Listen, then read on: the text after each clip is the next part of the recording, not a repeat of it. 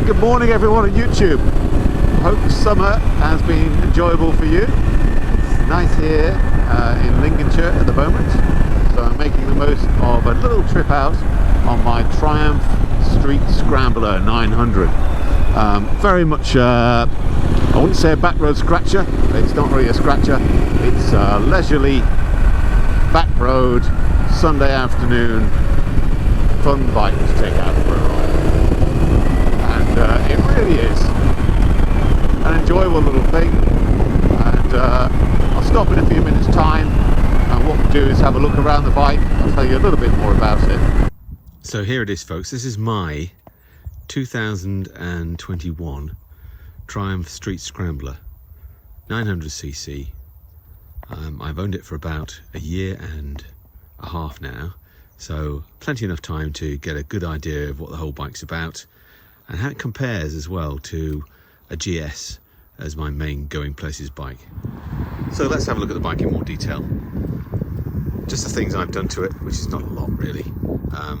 I've got black stanchions, bar end mirrors, which are excellent, adjustable levers, which are also excellent and black. Moving down the bike, I put the Triumph engine bars on there, which look pretty good too.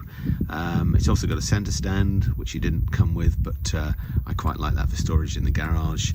I've also put a black air intake cover on rather than the silver one, which gives the bike a slightly better look, I think, overall. Not a great deal of difference at the back. Tail tidy's fitted, nice easy fit, and of course LED indicators as well to go with that at the rear. Big plate on at the moment, and it does have a show plate as well for occasions when I ride it to shows, etc. Comes with the rack as well. I've got the rear pillion pad, which my wife actually finds quite comfortable, but she's only about 58 kilos. Also, it came with the Triumph leather pannier, so as you can see on this side, the pannier mount is there. Pretty useful bit of kit actually, so if you're going down to the shops, haven't tried camping with it. Mine has the standard Triumph rear shocks, which are upgradable, and I am seriously thinking about doing the upgrade because these babies are adjustable for preload, but only in the basic sense there, and really you need more adjustment than that, and they're not the greatest shocks in the world, so it does bounce around a little bit on the B roads, as you might see. Anyway, without further ado, we'll carry on and take her for a bit more of a ride.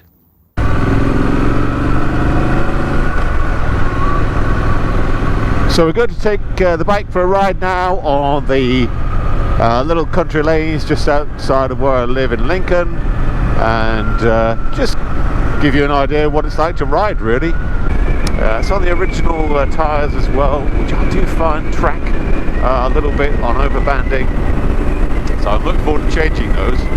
We're up to around 9,800 miles on the Odo now, so it is time pretty much to get those tyres changed. I'm hoping that the handling will be improved. I might even do the suspension at the same time, because I actually do really love this bike.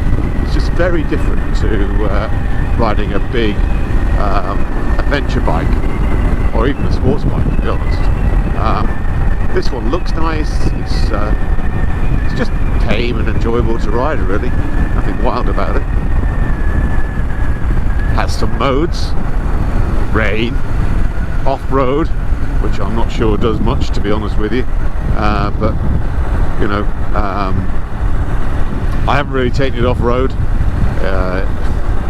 It's a street scrambler. The clue is in the name, Street Scrambler. So yeah, it is what it is. But pottering through these lanes at 40 miles an hour, beautiful. Makes a good noise too.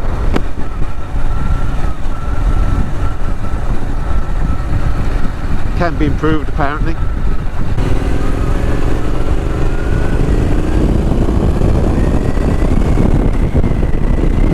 Okay, that was full throttle. You don't buy this bike for performance, folks. Or suspension.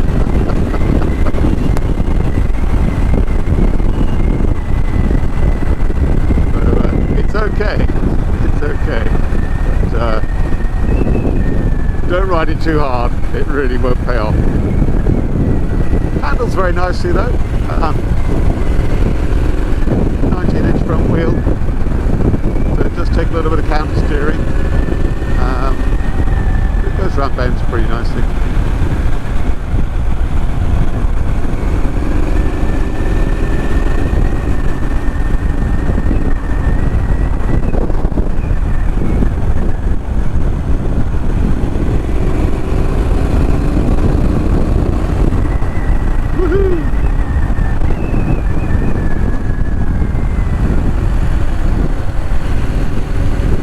It really is a potterer. It really is. Single clock, as you can probably see as well. Keeps everything very simple. Gear indicator, fuel gauge is pretty good. Clock, auto. It's got the rev counter as well there, should you wish to partake of that, but it's no great interest to me anyway. Very small tank. Can't remember the exact capacity. I'll probably put that on the subtitle.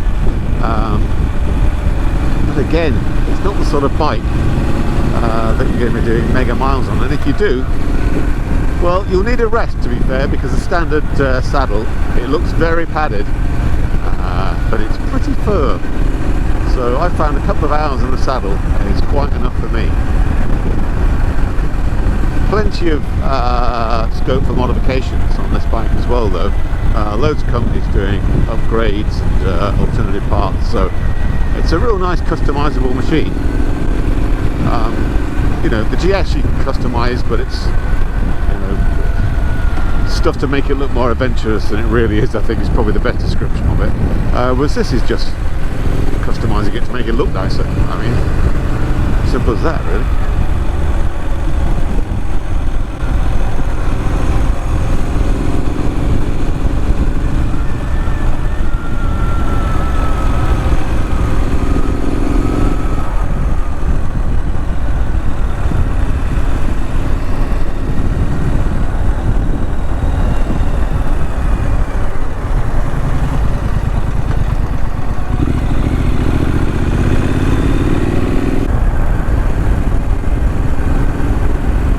On our way to a little village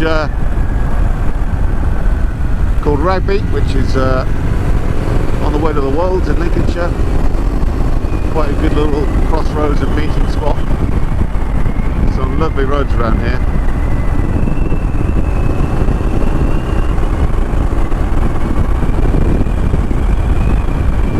So these are what I call the Bartley Bends. A little bit further round we got the Bucknell Bends, leading to the village of Bucknell.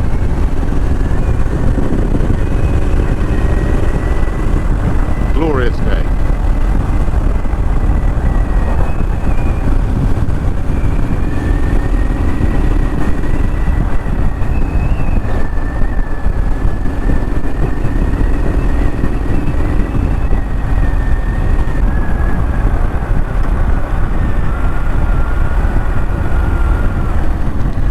And approaching Rugby now. This is the home of the Rugby Rabbit.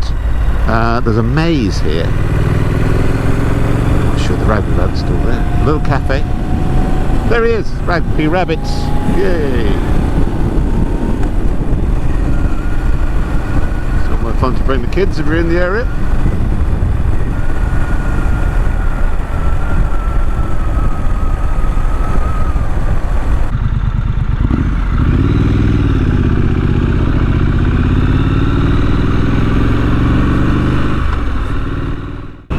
So this has got quite a low seat height. I think it's about 800mm. Again, I will check and post that below for you.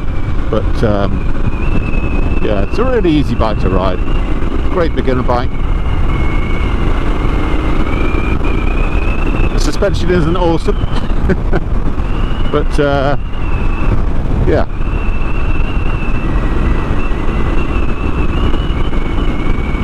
What a beautiful day it is in Lincolnshire.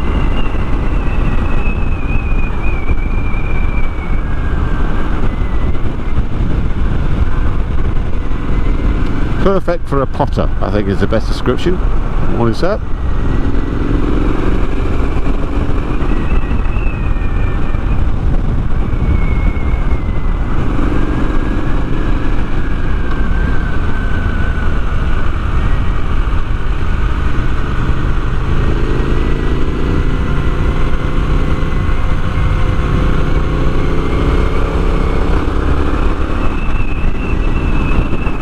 What a great road this is. On our way from Rugby to Bardney, and if I continued I'd be on what I call the Bucknell Bends, which go all the way to Horncastle. Absolutely beautiful motorcycling road, not without its dangers. There are quite a lot of sharp corners, and of course it's harvest, so I'm keeping a good eye open for the odd errant combine, but we've been good so far.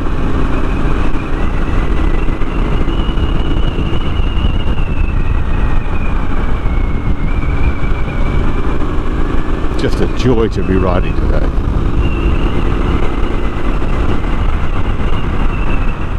Well, I hope you enjoyed that.